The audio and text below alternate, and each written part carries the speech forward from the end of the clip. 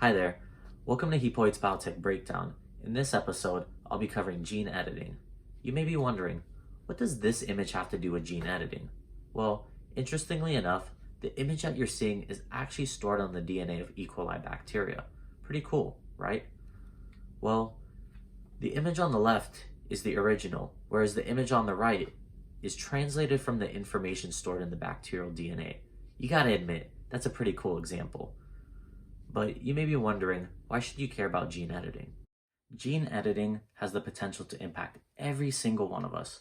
I'm not saying you're going to be turned into a hard drive, but gene editing is actually much closer than you may think. The clothes we wear and some of the foods we enjoy could have been genetically modified. I believe with the right knowledge, we can better understand our world and protect our interests. So my goal for this video is to provide an overview of gene editing through CRISPR-Cas9. I'll do this by answering the following questions. What are genes? What is CRISPR-Cas9? Why cover CRISPR-Cas9? How does gene editing work? What are the ethical concerns with gene editing? Let's start by answering the first question.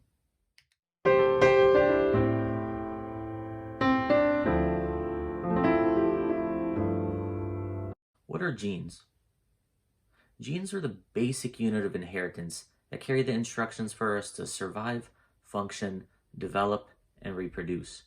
Genes are actually what make us unique. They have an impact on our height, bodily composition, and even the color of our eyes. Genes are made up of DNA, or deoxyribonucleic acid. And DNA could be thought of as its own language. This video is presented in English, while computers use zeros and ones, also known as binary. DNA, on the other hand, uses nitrogenous bases A, T, C, and G in order to encode the various genes found within our genome. Back to the horse example. In order to store this image on E. coli DNA, scientists had to translate this image from binary to DNA, or from one language to the next. But we'll come back to this example later. While we may not personally be able to read DNA, scientists have been able to successfully decipher our DNA through the Human Genome Project. When it comes to gene editing, deciphering the DNA is one of the first steps within the process, but we'll come back to that later.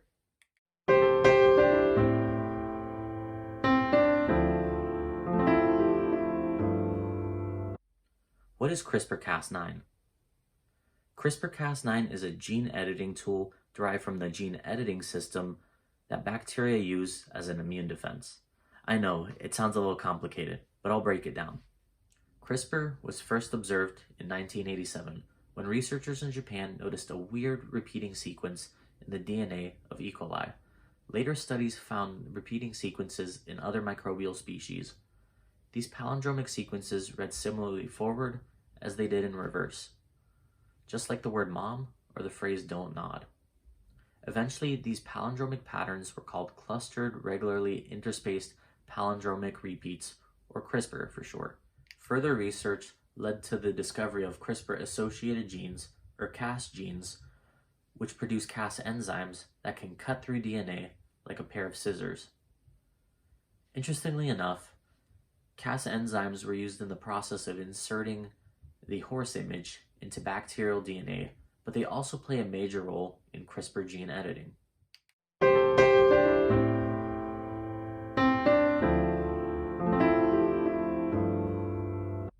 How does CRISPR work? I'll start with CRISPR in bacteria. When a virus inserts its DNA for the first time into a bacterial cell, the viral DNA is cut up by a type of Cas.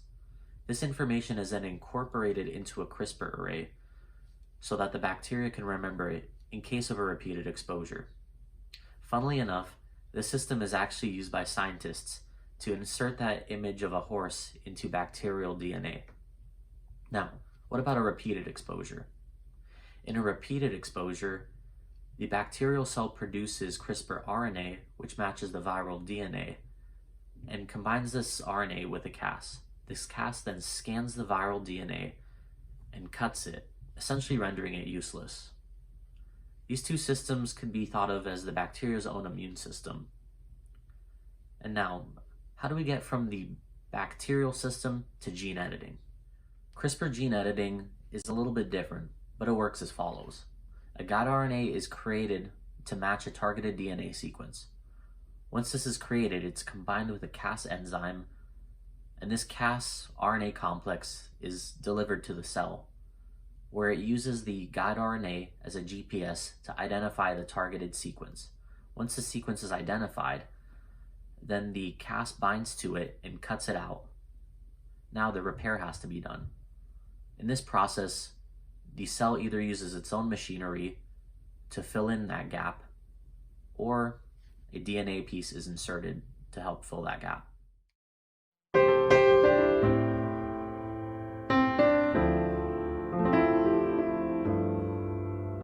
I know I've already covered CRISPR gene editing, but I want to go through it in a touch more detail and in a step-by-step process. So, step 1. The correct gene editing tool is selected for the job. This depends on what the goal for the CRISPR technology is. This can be either a knockout, activation, inhibition, or just an edit. Step 2. The targeted DNA sequence is identified. This could be done in a variety of ways, from direct sequencing, DNA hybridization models, or restriction enzyme digestion or hybridization. Step 3. Once the target sequence is identified, the process of creating the guide RNA can begin. Step 4. This is a bit of a continuation of step 3, but in this step, the best tool for designing the guide RNA is selected. Step 5. Once the guide RNA is created, it's combined with the Cas. This Cas RNA complex is then inserted into the target. Step 6. The Cas RNA complex scans the DNA and identifies the target location. Once identified, the Cas binds to the location and makes its cut.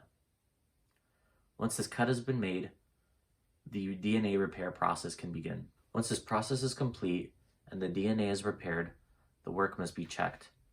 This can be done in a variety of ways, from next-generation sequencing to tracking changes through decomposition, or even a T7 endonuclease assay, just to name a few. When it comes to CRISPR gene editing, it is crucial to minimize off-target effects by selecting the appropriate guide RNA and ensuring that it doesn't lead to any binding in off-target areas. In some cases, multiple guide RNAs improve CRISPR knockouts.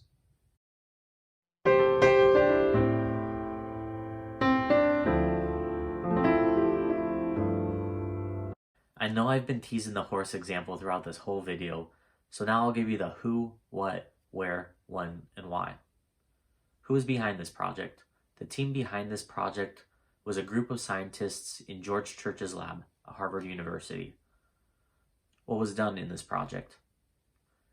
The team successfully inserted a horse GIF into the DNA of E. coli bacteria. Where was this done? This was done in George Church's lab. When was this done? Their completed work was published to the scientific journal Nature on July 12, 2017. Why was this done? This was done as a proof of concept just to show some of the capabilities of CRISPR. Their real goal is to enable cells to gather and store information about themselves in their genome.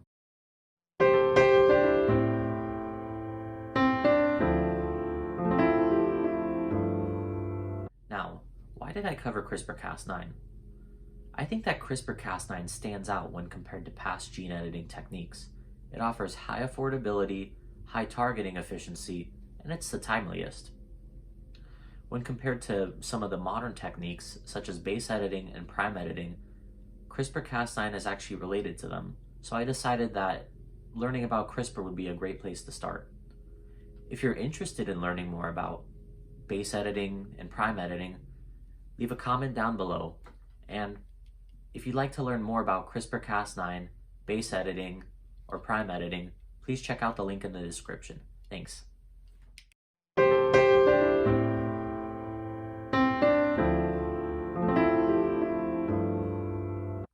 CRISPR has several ethical concerns. Scientists must use extreme care when working with CRISPR, as edits could get passed on from one generation to the next. Another huge polarizing topic in CRISPR ethics is genetically modifying the embryos of children. Like, seriously, is it ethically allowable to enhance normal human traits in children? Do we know what these edits do? Do we know the limitations of the technology used to detect genetic edits? Since some of the risks of germline cell editing are unknown, truly informed consent is difficult to achieve. Off-target effects and mosaicism, where some cells get modified while others do not, make safety a huge concern. These are just a few of the ethical concerns and limitations that gene editing is facing. Currently, germline cell and embryo editing are either banned or restricted in many parts of the world.